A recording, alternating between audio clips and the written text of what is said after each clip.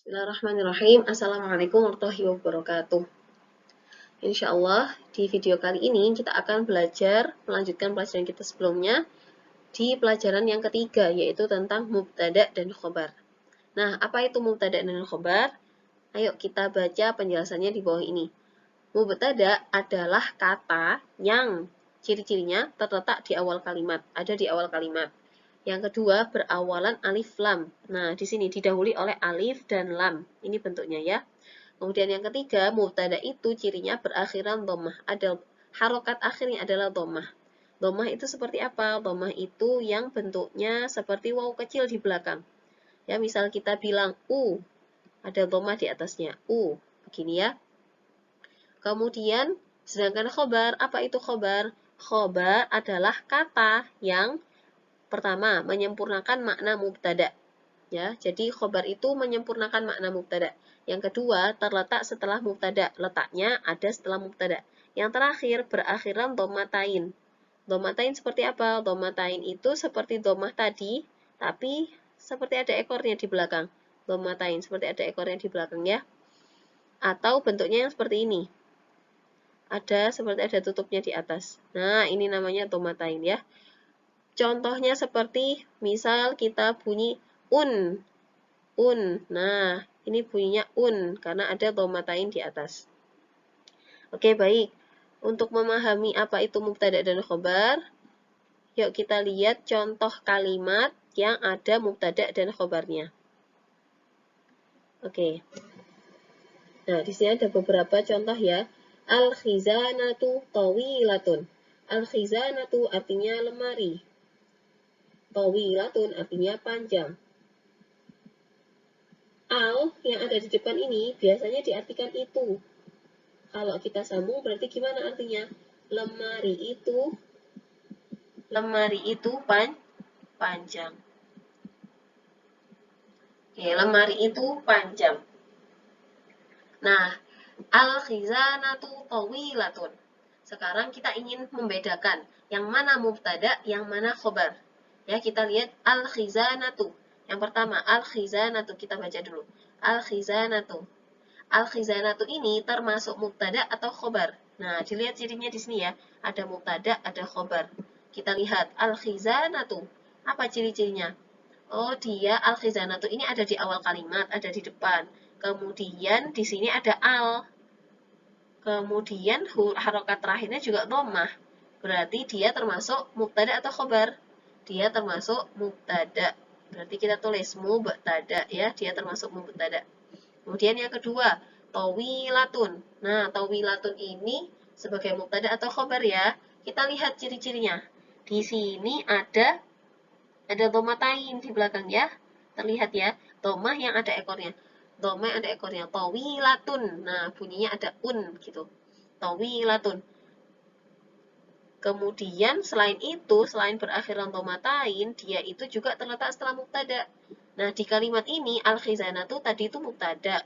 Sekarang tawilatun terletak setelah mubtada. Berarti tawilatun ini juga sebagai khobar. Nah, tawilatun ini sebagai khobar. Kita lihat ya. Al-khizanatu artinya lemari. Tawilatun panjang. Kalau kita bilang lemari itu, nah kalau kita bilang cuman lemari itu, apakah kita bisa paham maksud orang yang berbicara? Lemari itu kenapa emang gitu ya? Kan itu belum sempurna maknanya. Maka harus ada khobar, harus ada kabarnya, harus ada infonya. Kenapa lemari itu? Nah, makanya khobar ini dia itu punya sifat menyempurnakan makna mubtada. Nah, ini ya tadi. Sifatnya adalah menyempurnakan makna mubtada. Tadi kita bilang lemari aja itu nggak jelas. Nah, harus kita perjelas dengan apa? Kita mau memberikan info apa? Oh, lemari itu panjang. Berarti kita bilang al-khizanatu tawilatun. Begitu. Gitu ya. Semoga bisa dipahami. Oke, yang kedua. Al-qalamu qasirun. Al-qalamu qasirun. Nah, sekarang kita tentukan juga yang mana mubtada, yang mana khobarnya. Kita lihat dari ciri-cirinya. Al-qalamu. Oh, al-qalamu ini terletak di awal kalimat, ya kan? Di awal. Kemudian ada alif lamnya. Kemudian ada dhammahnya. Berarti dia termasuk apa? Termasuk mubtada, ya. Ciri-cirinya ada di samping, boleh dilihat. Kemudian yang kedua, qasirun. Ini sebagai apa? Oh, qasirun ini ada dhamatainnya. Ada dhamatainnya. Letaknya setelah mubtada. Ini mubtada, dia terletak setelah mubtada. Berarti ini sebagai apa dong? Qasirun sebagai khobar. Nah, sebagai khobar. Seperti itu. Coba kita lihat dari artinya ya. Al-qalamu artinya pulpen.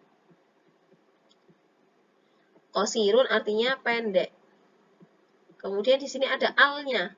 Ada al-nya. Berarti kalau kita artikan kalimatnya adalah pulpen itu pendek. Ya. Kalau kita cuma bilang pulpen itu, nah kan kurang jelas ya. Kenapa pulpennya? Makanya dilengkapi dengan khobar, dengan kabarnya, dengan infonya. Oh, pulpen itu qasirun, pulpen itu pendek. Oke, sampai sini bisa dipaham? Semoga bisa dipaham ya. Selanjutnya kita akan coba, oh ya, selanjutnya kita akan melihat, nah ini dia, kosakata yang banyak kita pakai ya, baik di bab 2 kemarin atau di bab 3 ini. Ada tentang kolamun, ada kitabun, ada mistorotun, ada maktabun, ya. Nah, kalau kita perhatikan, semuanya benda-benda ini itu berakhiran domatain. Domatain dan tidak ada yang pakai alif lam. Nah, bagaimana kalau kosakata ini mau kita pakai di kalimat mubtada khobar? Padahal mubtada khobar itu harus berawalan alif lam dan juga ada domah di belakangnya. Pakai domah, bukan domatain ya. Nggak boleh pakai domatain, harusnya pakai domah. Berarti gimana? Berarti yang awalnya ada domat, yang awalnya ada domatainnya, berarti kita ganti ya. Kita ganti. Awalnya kolamun. Terus kita mau bilang pulpen itu. Nah, berarti kita ganti atau kita ditambahkan al kolamu ya. Alnya disambung. Al kolamu. Yang awalnya domatain diubah jadi mu gitu. Al kolamu. Kalau kitabun bagaimana jadinya? Ya, tinggal kita tambah al. Kemudian kita bu. Yang awalnya bun jadi bu. Gitu. Sama juga yang lainnya ya. Misal, madrasatun ditambah al berarti al madrasatu. Al madrasatu. Ya, awalnya tun di belakang, sekarang jadi tu. Gitu ya. Jadi kita harus pandai-pandai untuk mengubahnya. Oke, selanjutnya kita akan coba menerjemahkan kalimat ini ke dalam bahasa Arab. Ya, kita tadi sudah belajar mubtada khobar. Oh, kalau ada kata itunya berarti itu kalimat mubtada khobar, ya. Coba sekarang kita terjemahkan sekolah. Sekolah, kemarin kita sudah belajar sekolah itu bahasa Arabnya madrasatun. Madrasatun. Nah, kalau kita diminta mengubah kalimat sekolah itu, nah ada itunya di sini. Berarti kita tambahin apa? Ini adalah kalimat mubtada khobar. Berarti kita tambahkan al di depannya ya. Al madrasatu. Ya, yang awalnya tun kita ubah jadi tu. Al madrasatu. Ya, al madrasatu. Kemudian bersih. Bersih bahasa Arabnya apa? Ada dua ya. Ada nadhifun, atau nadhifatun. Nah, kita harus pilih mana yang cocok digunakan. Nadhifatun. Nah, di sini al-madrasatu. Kita lihat lagi laki dan perempuannya atau jenisnya. Kita lihat al-madrasatu. Dia termasuk mudzakkar atau muannas. Dia punya tak marbutoh atau tidak. Nah, di sini al-madrasatu. Oh, ada tak marbutohnya di belakang ya, ada tak bulat di belakang. Maka kata sifat yang kita pilih juga harus yang ada tak marbutohnya. Pilih yang mana? Nadhifun atau nadhifatun? Ya, kita pilih yang ada tak marbutohnya. Di sini ya. Berarti kita tulis al-madrasatu nadhifatun gitu. Nadhifatun.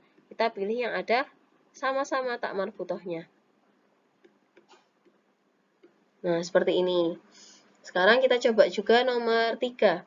kelas itu kotor. Kemarin bahasa Arabnya kelas adalah faslun. Faslun, ya. Masih ada tak domatainnya di belakang. Oke, kalau kita mau bilang kelas itu, berarti gimana bunyinya? Al-faslu ditambahin al di depan. Al-faslu, pakai lu di belakang ya. Bukan pakai domatain, enggak jadi domatain seperti ini lagi. Enggak jadi domatain, tapi pakai lu, al-faslu saja, al-faslu. Al-faslu, kotor. Kotor itu ada dua, ada wasihun atau wasikhatun. Nah, kita pilih yang mana? Wasikhatun. Kita pilih sesuai jenisnya. Kita lihat dulu. Al-faslu. Al-faslu, apakah ada tak marbutoh di belakang?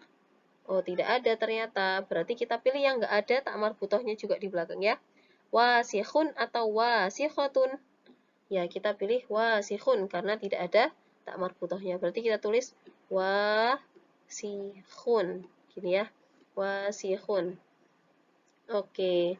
Jadi bahasa Arabnya kelas itu kotor adalah al-faslu wasikhun. Al-faslu wasikhun. Begitu ya. Oke, soal latihan selanjutnya. Oke, soal latihan terakhir. Pilihlah jawaban yang benar. Ini pilihan ABCD ya. Al-kursiyu titik. A. Jadidatun. B. Tawilatun. C. Saghiratun atau D. Jadidatun. Nah, ini masih sama dengan bab sebelumnya. Kita harus mencari yang cocok secara jenis dan juga artinya. Kita lihat dulu dari jenisnya ya. Al-kursiyu. Apakah al-kursiyu ini punya tak marbutoh? Oh, ternyata al-kursiyu ini tidak punya tak bulat seperti ini atau tak marbutoh seperti ini. Tidak punya ya. Berarti dia itu termasuk mudzakkar. Kalau mudzakkar, kita pilih kata sifat atau yang melengkapi ini juga yang tidak ada tak marbutohnya, yang nggak ada tak marbutohnya. Kita baca dulu. A. Jadidatun. B. Tawilatun. C. Shaghirun. D. Jadidatun. Pilih yang mana? A. Ada tak marbutohnya, nggak boleh dipakai. B. Juga ada tak marbutohnya, tidak boleh dipakai. Shaghirun. Oh, ini tidak ada. Ini nggak ada tak marbutohnya ya. Yang D juga ada tak marbutohnya, tidak boleh dipakai. Berarti yang boleh dipakai hanya C. Ya, karena di sini tidak ada tak marbutoh. Al-kursiyyu shaghirun. Nah, ini yang cocok. Al-kursiyyu artinya adalah kursi itu. Shaghirun artinya kecil. Kursi itu kecil. Gitu. Udah semudah itu ya, insya Allah. Dicari ini jenisnya laki-laki atau perempuan, kemudian dicocokkan. Mana yang cocok ya? Kemudian contoh lain nomor 2, ini juga mudah. Al-faslu. Al-faslu. Al-faslu tadi apa artinya? Kelas. Kelas itu, kenapa ya kelasnya? Kelas itu, kita pilih yang cocok dengan al-faslu. Al-faslu, apakah ada tak marbutoh di belakang? Oh, tidak ada tak marbutohnya. Berarti kita pilih yang tidak ada juga. Nadhifun, oh tidak ada tak marbutohnya. Berarti ini kemungkinan benar. Kabirotun, ada tak marbutohnya, berarti salah, nggak boleh dipakai. Wasikhatun ada tak marbutohnya, salah juga. Tawilatun ada tak marbutohnya, salah juga. Nah, berarti jawaban yang benar adalah A, gitu ya. Ya, jadi tinggal kita cocokkan jenisnya. Kalau ada dua jawaban, tinggal kita cari artinya yang paling cocok apa, gitu ya. Al-faslu nadhifun, artinya kelas itu bersih. Nah, seperti itu tentang mubtada khobar. Cukup singkat ya, semoga bisa difahami. Untuk latihan lainnya, halaman 25 dan halaman 26, silakan bisa dicoba di rumah. Oke, terima kasih. Assalamualaikum warahmatullahi wabarakatuh.